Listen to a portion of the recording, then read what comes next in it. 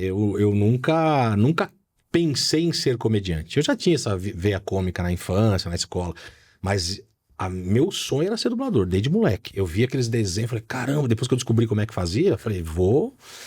Aí descobri que tinha que ser ator, fui fazer teatro, estudei 6 anos no Macunaíma, depois fiz mais 2 anos em outra escola, aí fiz um curso que era com o Wendel Bezerra, com várias pessoas, isso em 2007. 2007 de dublagem, né? O teatro já fiz antes.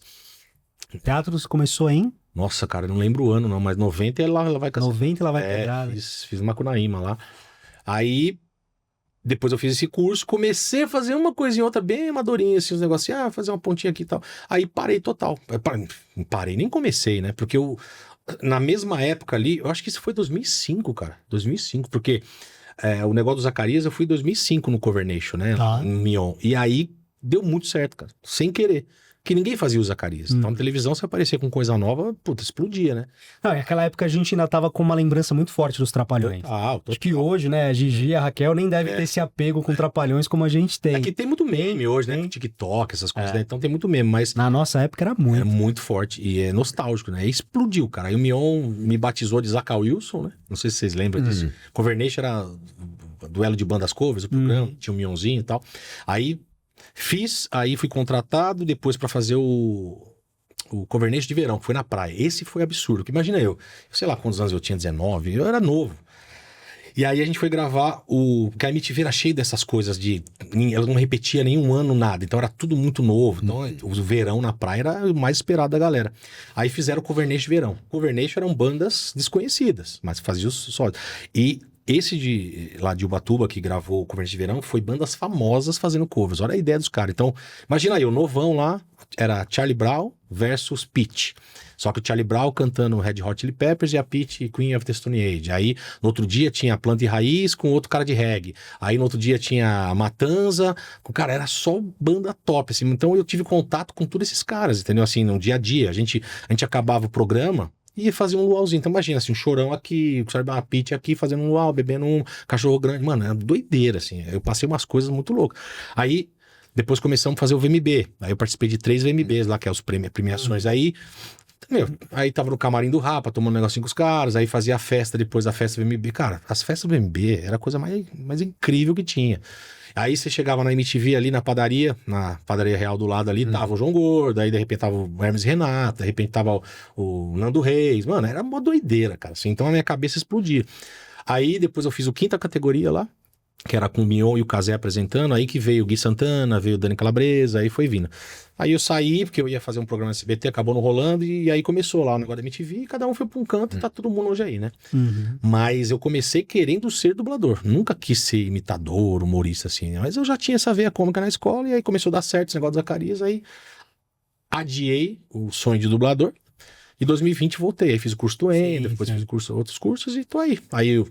professor aqui. Grande professor, Cássio Romero. Acreditou, né, a gente. E o Glauco Marques também foi os dois os dois responsáveis, assim. O Wendel também muito importante, porque o Wendel foi o cara que me botou no primeiro teste, e aí o primeiro teste que eu fiz na vida eu passei. Que foi o Cícero lá do Patrick. Tá passando aí exatamente agora. E ele chegou pra mim e falou, acho que você vai bem nesse personagem, vou te botar nesse teste aí. Aí colocou, eu passei. Então assim, aí isso abriu as portas, né, porque quando você começa a fazer bastante esse personagem, aí os diretores vão vendo também como que você tá fazendo, como você tá melhorando, aí vai chamando, né? Então isso foi muito importante. Cara, das imitações, você lembra quais que foram as primeiras imitações que você fez ainda na escola de brincadeira? Lembro, mano. Ó, imitações da época ali, que era presidentes, né? Então, na época, o presidente ou política, Lula, aí tinha Brizola, que eu nem lembro que faz, mas Gil Gomes fazia direto, tava bombando Aqui Agora, Sim, né? Aqui Agora. Gil Gomes, que mais? Aí tinha Silvio Santos, claro, né? Silvio Santos e o Zaca já fazia, assim, a risadinha e tal, né? Como que você descobriu o Zacarias? Cara, o Zaca foi o seguinte, eu tinha um dente torto pra fora aqui, assim, quando eu era moleque, um dentinho torto. E aí eu dava risada e eu fazia carinha sem querer. E o pessoal, Zacarias. E depois eu comecei a ver como é que era a voz, né, Zacarias? E aí eu comecei a fazer só risada. Então eu já tinha um dentinho... Na escola o pessoal adorava, né? E aí depois eu comecei a ver a voz, imitar a voz. Aí foi melhorando. Aí quando eu comecei a fazer o Cover Nation, se você olhar a imitação ainda, cara, a peruca colada, a voz não era legal, era uma voz rouca ainda, não tinha pego ainda o agudo, né? E aí fui estudando, né, cara? Assisti Fita dos Trapalhões pra caramba, velho. Aí até hoje, às vezes eu reassisto, porque o agudo, às vezes eu perco alguma coisinha, porque a gente já tá viciado com uma nossa imitação, né? Então eu sempre vou revendo pra poder atualizar a imitação, né? Foi no Faustão que você aconteceu? Ou você já aconteceu antes? Não, eu acho que foi assim, ó. A grande virada na época foi no Faustão. Mas, quando eu fiz o Cover Nation, logo depois dali veio Pânico. Então eu comecei a gravar Pânico desde a Rede TV. Eu gravava, direto. Parecia que eu era contratado, que eu tava lá toda hora.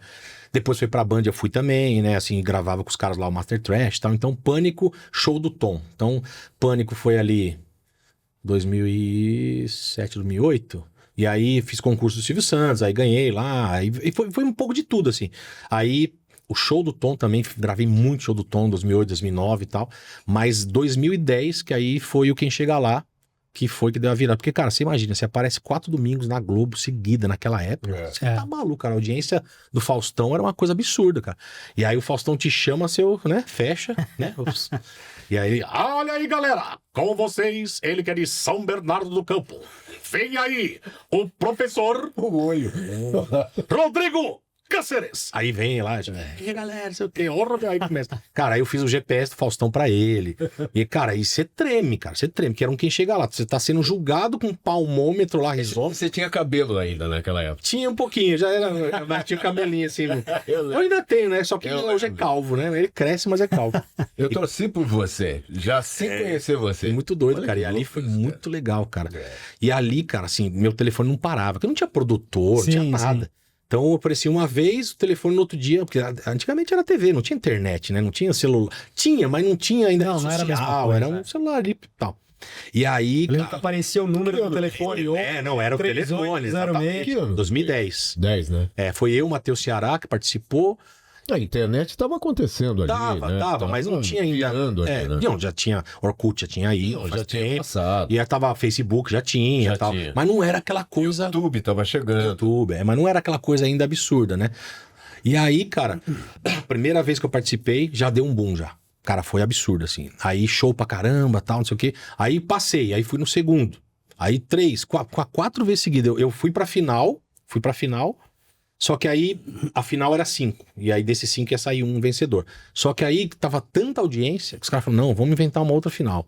Aí dessa final foi só 2. Aí foi o Matheus Ceará e o Fábio Lins. Mas olha a sacanagem que aconteceu comigo. É um negócio que muita gente viu. Era assim.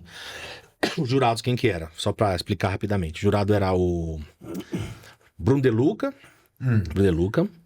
Era a Grazi, Neila Torraca e Fafá de Belém, se eu não me engano, ou mais um lá, não lembro. Aí, beleza. Aí o... Miguel não tava, né? Não. Aí o Bruno De Luca votou no Fábio Lins, que eles também já trabalharam junto e tal, e tudo bem, tranquilo. Aí o Matheus teve voto da plateia, o voto da Grazi, então tava 2, 1, e eu não tinha nem... Eu já tinha 1 também.